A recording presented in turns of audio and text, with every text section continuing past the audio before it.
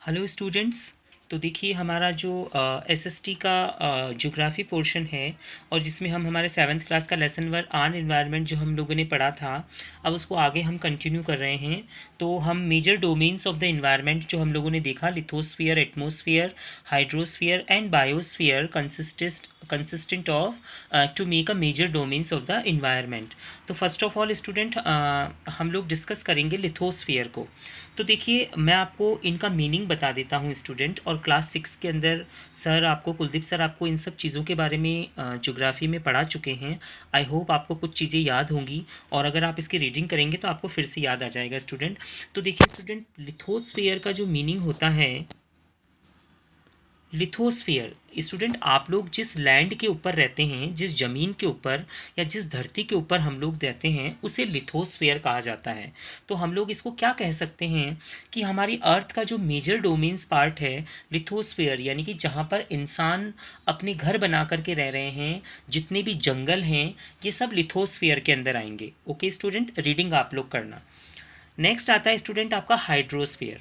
तो अगर मैं आप लोगों से ये कहूँ कि हमारी अर्थ को अगर हम 4 हिस्सों में डिवाइड करते हैं स्टूडेंट, मान लो सपोज़ कि ये हमारी अर्थ है और इस अर्थ को हमने 4 हिस्सों के अंदर डिवाइड कर दिया, तो 1/4 हिस्से के ऊपर तो हमारा लिथोस्फीयर हो गया। आपको अगर कोई भी पूछे तो हमारी अर्थ का 71%, द रिमेनिंग 29% इज़ ऑक्यूपीड, यानी कि ये क्या कह रहा है कि हमारी अर्थ का जो 29% है स्टूडेंट, यानी कि 1/4 पोर्शन जिसको कहते हैं, ये लिथोस्फीयर से कवर्ड है, और 3/4 पोर्शन यानी कि 71% earth is covered with water.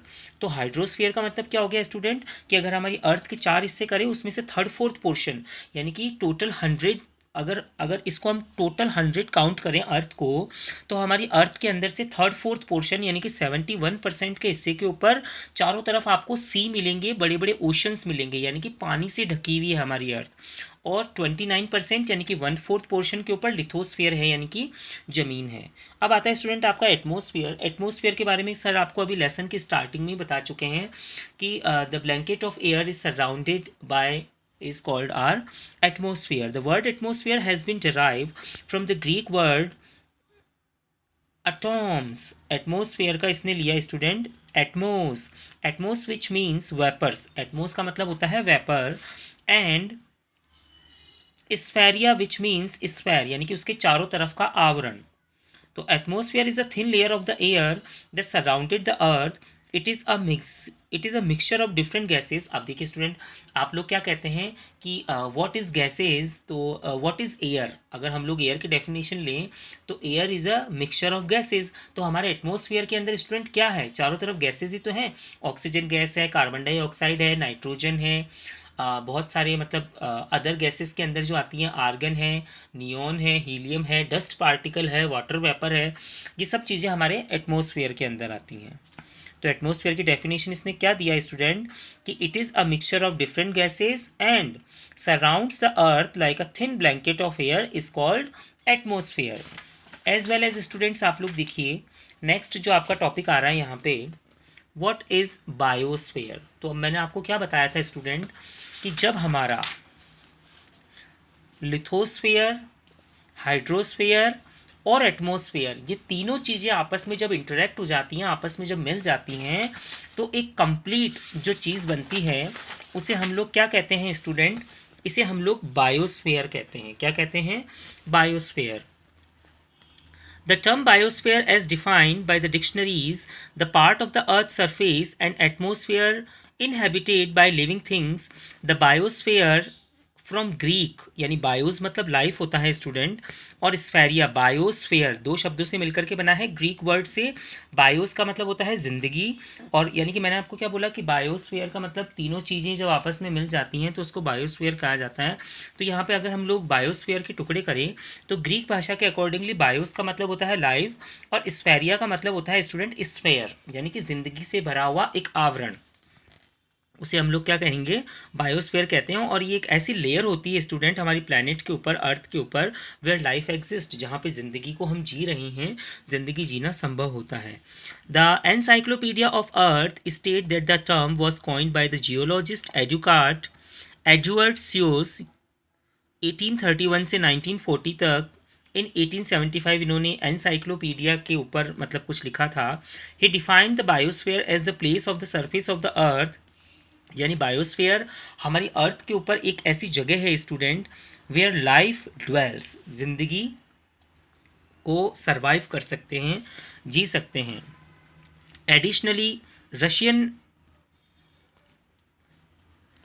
Russian साइकिस्ट वालमदीर one और वेर्नाड स्काइज 1863 से 1945 तक इन्होंने आविष्कार किए। Definition of the term that resemble it current ecological usages, he redefined ecology as the science of the biosphere. अब देखिए स्टूडेंट, एक वर्ड आया आपके पास इकोलॉजी। इकोलॉजी का मीनिंग यही होता है कि हमारे बायोस्फीयर से कनेक्टिविटी लिए हुए होते हैं, and the concept become the centre of the earth system science. आपको यहाँ पर दे रखा है आपको एक बहुत अच्छी चीज़ बता रखी है स्टूडेंट, इसके ऊपर नज़र मारना आप लोग। चिवांग नॉरफेल जो है उनको ग्लेशियर मैन भी कहा जाता है। As he create artificial glacier. अब देखिए स्टूडेंट, ग्लेशियर का मतलब होता है बर्फ़ के बड़े बड़े पहाड़। आप लोगों ने गूगल के ऊपर या टीवी के ऊपर बर्फ़ के बड़े बड़े ग्लेशियर्स देखे होंगे।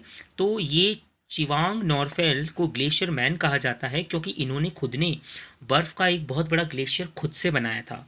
और जो ग्लेशियर हम लोग देखते हैं वो नेचुरल होते हैं। And solve the problem of retreating glacier and shortage of water in Ladakh. ठीक है, नेक्स्ट देखिए स्टूडेंट, आप लोग ये पैराग्राफ आप लोग रीड करेंगे। इसके अंदर आपको यूनेस्को के बारे में बता रखा है स्टूडेंट। यूनाइटेड नेशन ऑर्गेनाइजेशन के बारे में बता रखा है। यूनेस्को जो है उसने एक प्रोग्राम लॉन्च किया था student to formalize the scientific interaction between man and his natural environment, यानी कि नेचुरल इन्वायरमेंट और इंसानों के बीच में मिला करके यूनेस्को ने एक नेशनल प्रोग्राम जो है वो ग्लोबल लेवल वर्ल्ड वाइड के ऊपर एक प्रोग्राम लॉन्च किया था। This program is called the man and the biosphere program, MAB। Some 120 country have joined. हमारे पूरे संसार के अंदर 120 देशों ने इसमें भाग लिया था। By establishing 669 biosphere reserve. देखिए स्टूडेंट, बायोस्फीयर रिजर्व का मतलब क्या होता है कि कोई ऐसी जगह का तलाश करना। जैसे मैं आपको इसका एक सबसे बेस्ट एग्जांपल देता हूँ कि आप लोगों ने ज़ू देखा होगा, है ना। तो ज़ू तो कुलदीप सर ने बहुत छोटी चीज़ बोली है आपको। ज़ू एक लिमिटेड एरिया होता है जिसके अंदर जानवरों को एक सिस्टम प्रोवाइड करवाया जाता है। उनको पिंजरों में या खुले जगह के ऊपर कैद करके रखा जाता है, जिसे चिड़ियाघर आप लोग कहते हैं। और जयपुर का जो चिड़ियाघर है वो आप लोगों ने देखा होगा, ओके, रामनिवास गार्डन के अंदर जो बना हुआ है। लेकिन स्टूडेंट, अगर उससे भी बड़ी हम बात करें तो जो सेंचुरीज़ होती हैं जिनको हम अभयारण्य बोलते हैं, जैसे घाना बर्ड सेंचुरी जो है वो स्टूडेंट कहाँ पे है, भरतपुर के अंदर है। काजीरंगा नेशनल पार्क है, उसके अलावा गिर नेशनल पार्क है गुजरात के अंदर। तो ये मतलब कई किलोमीटर्स के अंदर, यानी कि 25-25 30-30 किलोमीटर हर दिशा के अंदर आप 20-25 किलोमीटर फैल जाइए चारों दिशाओं में। इतनी बड़ी ज़मीन के ऊपर मतलब तारबंदी की हुई होती है और उसके अंदर जंगली जानवरों को सुरक्षित रखा जाता है। जंगली जानवर उस तारबंदी से या उन दीवारों को फलांग करके बाहर नहीं आते हैं, क्योंकि वो मतलब इधर 20-25 किलोमीटर, इधर 20-25 किलोमीटर, इधर 20-25 किलोमीटर और इधर 20-25 किलोमीटर। तो आप सोचिए कितनी बड़ी जगह हो गई वो। तो वो स्टूडेंट आपकी क्या कहलाती है, अभ्यारण्य कहलाते हैं, और वहाँ पे जंगली जानवर सुरक्षित रहते हैं। तो अब वहाँ पे क्या होता है स्टूडेंट, बायोस्फीयर बनाया हुआ होता है कि इतनी बड़ी जगह के अंदर वहाँ पे लिथोस्फीयर भी होती है, यानी ज़मीन होती है, साथ में उनके लिए घर बनाए हुए होते हैं जानवरों के लिए। मतलब कोई ऐसे घर नहीं बनाते हैं, कहने का मतलब जैसे भालू है तो उनके लिए गुफा टाइप का क्रिएट कर दिया, क्योंकि भालू को मांद के अंदर रहना पसंद है, गुफा के अंदर रहना पसंद है। एज वेल एज अगर हम लोग बात करें कि उसकी, तो ये बायोस्फीयर रिजर्व जो बनाए जाते हैं तो उस बायोस्फीयर के अंदर लिथोस्फीयर हो गया। कहीं कहीं पे क्या होता है स्टूडेंट, कुछ कुछ हिस्सों के अंदर बड़े बड़े तालाब बना दिए जाते हैं, तो जानवर आते हैं वहाँ पानी पी लेते हैं। उसके बाद में वहाँ पर एटमॉस्फेयर भी मतलब वैसा ही क्रिएट कर देते हैं। तो जब लिथोस्फीयर, हाइड्रोस्फीयर, एटमॉस्फेयर उस जगह पे क्रिएट हो जाते हैं तो एक बायोस्फीयर रिजर्व बन जाता है जंगली जानवरों के लिए। और ये आपको कुछ बायोस्फीयर रिजर्व इंडिया के बता रखे हैं कि जो यूनेस्को के द्वारा, विश्व धरोहर के द्वारा सारी चीज़ें मतलब हमारी 18 डिफरेंट बायोस्फीयर हैं गवर्नमेंट के द्वारा एस्टेब्लिश किए हुए, और 10 are part of the world network of biosphere reserve setup of the UNESCO man and biosphere MBA program. उसके बाद में नेक्स्ट आता है आपका objective of the biosphere reserve. तो ये आप लोग ऑब्जेक्टिव्स को इनको आप लोग रीड करेंगे students. To conserve the diversity and integrity of plant and animal within the natural ecosystem. यानी कि क्या होता है स्टूडेंट कि इंसान अपने लिए हर सुख सुविधा को जुटा सकता है, लेकिन ये जानवर क्या होते हैं कि ये अपने लिए हर सुख सुविधा को जुटा नहीं सकते हैं। गवर्नमेंट के द्वारा प्रोग्राम चलाए जाते हैं और इनके लिए इस तरीके की बायोस्फीयर तैयार किया जाता है, उनके लिए रिजर्व सेंचुरीज तैयार की जाती हैं। To safeguard genetic diversity of species on which their continuing हाँ एवोल्यूशन डिपेंड्स। अब देखिए स्टूडेंट कि जानवरों के लिए स्टूडेंट क्या करते हैं कि उनकी जेनेटिक्स डाइवर्सिटी को ज़िंदा रखने के लिए, कि जैसे अब मैं आपको बताऊं कि आपने जयपुर से आगे जब हम लोग जाते हैं कोटा वाले रास्ते के ऊपर, तो बीच में सवाई माधोपुर एक जगह आती है। तो सवाई माधोपुर के जस्ट पास में एक जगह है स्टूडेंट हमारे राजस्थान में जिसको रणथंभौर कहते हैं। तो रणथंभौर के अंदर भी टाइगर नेशनल रिजर्व बना हुआ है। वहाँ पर क्या होता है T1 T1 T2 T3 ऐसे करके मादा शेरनियों को मतलब वहाँ रखा गया है। तो शेरों के साथ उनका संकरण करवा करके उनके जो बच्चे पैदा किए जाते हैं तो उनकी प्रजाति को आज भी सुरक्षित रखा गया है। तो इसी तरीके से आप लोग देखेंगे इनको ट्रेनिंग एजुकेशन सब कुछ प्रोवाइड की जाती है। ये मतलब जो to provide facility for education and training and, यानी कि इंसानों को इनके लिए ट्रेनिंग दी जाती है। To ensure sustainable use of natural resources through most appropriate technology, यानी कि इन मतलब जो भी हम लोग जानवरों के लिए प्रोटेक्शन वगैरह यूज़ करते हैं रिजर्व वगैरह के लिए, तो किस तरीके से इंसानों को वैज्ञानिकों को ट्रेनिंग दी जाती है, चाहे बाहर के देशों में भेज करके दी जाए या जो छोटे वैज्ञानिक होते हैं और स्मॉल लेवल के ऊपर काम करने वाले जो वर्कर्स होते हैं तो उनको भी किस तरीके से ट्रेनिंग जाती है। तो उनके लिए जो हमारी गवर्नमेंट है वो प्रोग्राम्स को कंडक्ट करती है स्टूडेंट। अब हम लोग देखें कि preservation of biosphere reserve. Preserving biosphere reserve is not a simple mean to, एक मिनट student, preserving biosphere reserve is not a simple matter, यानी कि बायोस्फीयर के रिजर्व को प्रिजर्व करना सुरक्षित रखना कोई सिंपल मैटर नहीं है। इसके लिए बहुत एक बड़े पैमाने के ऊपर तैयारी करनी पड़ती है। To achieve a desired evidence of a particular species of wildlife it is imperative to save their habitat because wildlife population respond very sensitively to their habitats. अब उसके लिए क्या होता है स्टूडेंट, ये देखिए आपको मैंने बताया ये है आपकी नीलगिरी बायोस्फीयर रिजर्व। ठीक है, ये नीलगिरी की पहाड़ियाँ हैं स्टूडेंट। तो नीलगिरी की पहाड़ियों के बीच में देखिए ये कितना सुंदर एक प्राकृतिक दृश्य क्रिएट किया गया। पानी है, ज़मीन है, हरे भरे पहाड़ हैं, मैदान है घास से भरे हुए। तो ऐसी जगह के ऊपर ही जानवर ज़्यादा रहना पसंद करते हैं स्टूडेंट। तो इनके प्रिजर्वेशन के लिए हमारी गवर्नमेंट हर संभव प्रयास करती है। अब आता है स्टूडेंट आपका ह्यूमन इन्वायरमेंट। ह्यूमन इसे आप लोग रीड करना। ह्यूमन इन्वायरमेंट के अंदर क्या होता है स्टूडेंट, जो मेन चीज़ बताई गई है कि with the passage of time our society has develop immensely. अगर हम लोग समय के साथ में आगे बढ़ते जा रहे हैं स्टूडेंट, तो हमारे सामने सबसे बड़ा ह्यूमन इन्वायरमेंट का सबसे बड़ा बिगेस्ट चैलेंज क्या है, प्रदूषण, जिसे हम लोग पॉल्यूशन के नाम से जानते हैं। अब देखिए हम लोग कटिंग ऑफ फॉरेस्ट, हम इंसान अपने लालच के लिए या इंसान अपनी सुख सुविधाओं को बढ़ाने के लिए जंगलों को काट रहा है, जंगलों को काट करके ज़मीनें बना रहा है, ज़मीनों पे प्लॉटिंग कर रहा है। ये सब आप लोग जानते हैं आजकल। आप जैसे अगर हम हमारे ब्यावर की ही बात करें स्टूडेंट, तो ब्यावर के अंदर आज से 15 साल या 20 साल पहले की अगर हम बात करें तो आप उदयपुर बाईपास की तरफ जाओगे तो वहाँ पे आपको जैसे ही आप लोग आशापुरा माता मंदिर को पार करते थे तो आगे आपको जंगल ही जंगल दिखाई देता था, सिर्फ हाईवे दिखाई देता था।